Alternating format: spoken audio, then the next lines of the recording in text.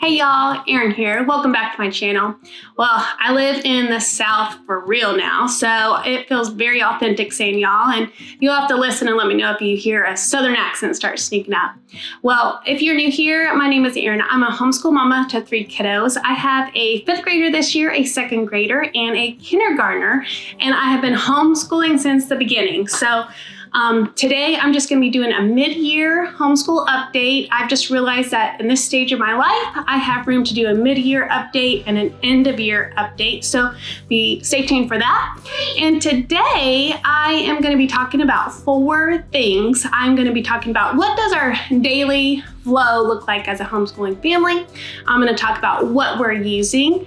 I am going to talk about the things that are my favorites. And finally, I'm going to talk about what are the extras that we are doing this year and some things we have never done before. So it's been a great year so far. Our daily flow is we wake up about 7:30 and I have my coffee, do my morning routine, get dressed. And then my oldest son and I, we start the day with a walk for my dog. And that's very new. And all the other places we lived at, the walks kind of left because we had a fenced in backyard. So that's a nice way to start our day with a morning walk. Then as soon as we get back, it's go time. We start out with a very protein heavy breakfast. Our favorite breakfast this year is bagels with peanut butter, banana slices with honey and cinnamon, and Greek yogurt. I get that ready, and then we sit down at our breakfast table, and then I do 4 things immediately. We do family subjects right away as a family. So we start out with our devotions, our Bible, our scripture memory verse, and then our Greek word of the week. Then the kids are usually done eating by then. So we either move to the living room couch or we move to our homeschool table, just depending on the day. And then we knock out history, science, art and music, and our school read aloud. Now at that point, we need a little break. So the kids take a break, they go play upstairs. And at that point, I have my breakfast, I have my 2nd cup of coffee, maybe do a quick chore, and then I reset, put the family subjects away, and then get the independent subjects all laid out. And then when our break is over, they come down and I have a list that we just check off. And then they usually, my oldest will read to me, and then my middle daughter, she will read to me, and then we just go down our list. And then we usually are done with school time about 2-ish. The weather's nice, they like to play outside here a lot. So that is our flow, our homeschool day in a nutshell. But I have been using My Father's World as my core curriculum from the beginning. So this year, for our family subjects, we are using Creation to the Greeks. So all of the family subjects, all of my kids are doing. And then my kindergartner is using God's creation from A to Z. And I realized something interesting this year. This is my 3rd year, my 3rd time doing kindergarten curriculum with My Father's World. And it looks the same no matter what state we're in, whether we're in California, Virginia, or here in South Carolina, the curriculum is the same. So that's been really nice as we've been moving around and have different changes. We know what to expect as far as what we're learning. But what's different is that the ages and stages of my children. So when my oldest was in kindergarten, he was the only one doing school time, and our day revolved around him and his school schedule. And it was over about 30, 45 minutes, maybe an hour tops. And now with my kindergartner, we have my 5th grader and my 2nd grader. We do family subjects together. And then we do his curriculum. But he's still done very quickly, but his school day is definitely longer and he's learning a lot more things than just the kindergarten curriculum. So it's so interesting how that can be, depending on what age your child is as far as their siblings and where you are in your stage of life. It can be the same or kind of different each time. All right, so what we're using for devotion, these are something that I just picked out. At the very beginning of the year, I was using this devotion. It is called Bible Gems to Remember. And then when that was over, we moved into this one. This one is The Wonder of Creation, and we're almost done. So as soon as we finish this one, we're moving into this one. So they have 3 books in the series, and this is the 3rd book in the series. So after we finish this one, I'll be on the hunt for another devotional. I love devotions, love that we start our morning with that. Next, we move into the Illustrated Family Bible. And again, I love this one because we're literally going from Genesis and we're just going through all of the stories. And we just went through Ruth, and then we're talking about Samuel and David, and the stories are perfect. The pictures are great, and I love how they do an explaining the story at the bottom of the story, and they have lots of information on the side. And then after that, we move into our memory verse. And so I am using morning menus, and I have lots of different things in here. I have like a calendar, I have our memory verse, I have a checklist for each of my kids so they can see what they're doing, books of the Bible, and then this is from Christmas time. I had something special in there. But then we move on to our memory verse I have in our morning menus, so they can either read it or follow along. And then we are currently going through the 23rd Psalm right now. Then I go into our Greek word, and we are using this book right here. It's called English from the Roots Up, and it's got Greek and Latin. So we're doing Greek this year, and then next year we will be doing the Latin portion. And I am surprisingly just loving this. This is new for me too, and I can see a lot of value added into learning these things. Moving on to history, this is my biggest pile. Lots of great resources this year. At the beginning of the year, we started out with Dinosaurs of Eden. Love this book. We have this one, Ancient Egypt. This came with the curriculum. This one I just picked up at a used bookstore, and this was Tut's Mummy. I had my oldest son read that to me. Then we're using this one, World History from Ancient to Modern Times. And one of the things I like about this book is it has a timeline on the bottom, so you can see whatever you're reading about, where it falls in the timeline. And then this one is another history book. This is Streams of Civilization, Volume 1. And I think these two books we're going to be using in the later years as well. So I think that's why they're kind of so massive, because they're going to be used for more than 1 year.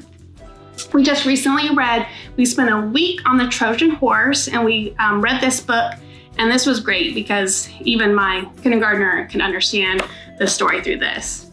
All right, so a few little extra history ones I got. In my father's world, for the later years, they use the story of the world, but for this year, for creation of the Greeks, they didn't have it, but I went ahead and got it. This is the story of the world, Volume 1, Ancient Times. And so it's not scheduled reading, but whatever history topics we're reading, I just read out of that chapter as an addition. And then I got these two books to go along with history as well, just because I like the additional information and the pictures, and I thought they would be a good addition as well. So Ancient Egypt and then Ancient Greece. All right, so those were history. For science this year, it is Science in the Beginning. And so you can see we're kind of about halfway through. I realized something about science this year. I love animals. I love bugs. I love birds. I love insects. I don't necessarily like the chemistry, physics portions of science. So I don't love the science experiments. This is another heavy science experiment book, but we are still able to read it and enjoy it and get some good things out of there too. But that's just a personal thing I've noticed about myself. And then for art this year, we are using this book, God and the History of Art, and I love it. They have lots of good information, good drawing exercises, color pencils, the color wheel, the art history stuff, artist studies. So this has been a really fun addition this year too. All right, and then art, and then, I'll go ahead and talk about our read-alouds because we do this as a family. And so I have a lot of read-alouds, but we do a school read-aloud, which is during the day, and then we do a read-aloud as a family before we go to bed at night. So it seems like a lot, but these have been since like late August to now, which is late January. All right, these are the 3 books that came with the curriculum that we read in the fall, and these were all 5 stars. Amazing, never heard of them, never read them, and they have great messages and great stories. So the first one was The Tanglewood Secret, and then there was The Star of Light, and then The Treasures of Snow. This was so good. And then there's a movie, and we watched the movie afterwards. I like to read the book and then watch the movie and compare them. And all the kids said that they loved the book much better, but I thought the movie was still kind of fun to watch too. All right, and then we did, this is the second one, How to Train Your Dragon Book 2. We did Heartwood Hotel Book 5. This recently came out and it's really good. We did Because of Winn-Dixie. So this is the one, again, where we read the book, then we watched the movie, compared them. We did The Vanderbeekers on 141st Street. These are all Christmas time. That was around Christmas. Then we did the Worst Best Christmas Pageant Ever. And then we did Jotham's Journey this year. Right around Martin Luther King Jr., we read these two books and talked about what it was like and why there's a federal holiday for him now. So those were two good books. Then we literally just finished this book. This is The Green Ember about Helmer. So I don't know if you know about The Green Ember, but there's a lot of books in this series. They're my oldest son's one of his favorite series. And this one just came out. He got it for Christmas and we read it and it was so good. And then we are doing a family book club. And the first book club was Anne of Green Gables. And we actually did it on audio. And then we listened to it in the car. We listened to it while we were coloring or doing stuff around the house. And it was so good on audio, but I wanted to hold something up. So we did Anne of Green Gables, excellent book. And then this is our school read aloud right now. And this is the children's Homer. And I will say, they give you the forewarning that it can be a little confusing. And I read the first part and my fifth grader goes, that was confusing. So it is probably, it's even hard for my fifth grader to understand, but that's why that first Trojan Horse book was a great one to start out with, because it kind of tells the story and gives us more context for what they're talking about in there. So I'm glad we're doing it. It is good to read things that are a little bit above your reading level sometimes and having those good discussions. All right, and so those are all of our family subjects, and then we move on to our independent subjects. All right, so like I said earlier, I use a checklist. I do my family subjects up here, then I do my fifth grader, my second grader, and then my kindergartner. So I'm gonna go in that order too. I'll talk about what their independent stuff are. My fifth grader, for language arts, there's 4 things that I include for language arts. We have our handwriting, we have spelling, we have either language lessons or writing, and then he has to read to me every day. Then he has math, piano, and Awana. So for his handwriting right now, he was using this handwriting book, and then he finished it. So I got him The Good and the Beautiful's handwriting level 5, and he really loves it. And the reason why he loves it is because they have like drawing things in there. And this one includes cursive. So he is enjoying practicing his cursive again. So that's what he's using for handwriting. For spelling, I'm still using Spelling Power. That's going well. And then for language lessons, we're using the My Father's World Language Lessons level 5.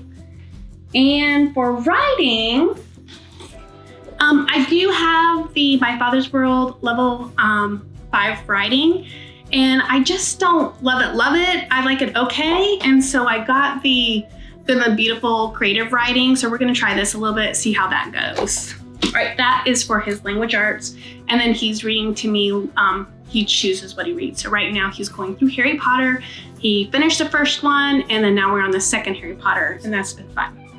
For his math, he is using the Good and the Beautiful level 5, and this math has just worked for us. We've done Good and the Beautiful math for him for quite a few years now, and for level 4 and 5, you use your phone, you do a QR code, watch the lesson on the phone, and then you do the independent practice. So that has been a real blessing to me because he can almost do math independently while I work with the other two. And then, yes, like I said, he's doing piano, even if that's 5-10 minutes, and then Awana, practicing his verse for Awana each week. All right, and then moving on to my second grader.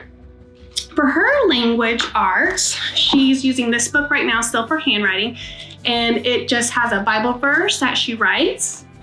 Then she is using this book, Spelling by Sound and Structure, for her spelling. She is using My Father's World language lessons for today for her language lessons. And then she reads to me. So her big thing that she's been enjoying reading to me is, I'm not sure if you've heard of this, but they're called American Girl Doll Welly Wishers. And so there's a bunch of books in the Welly Wishers series. So she has 3 of those. So she's been working through those recently and really enjoyed reading those. Then for her math, we are doing Math Level 2 for the Good and the Beautiful, and this has been working pretty well for her as well. And then she also has practiced her piano and practiced her Awana. All right, moving on to my kindergartner.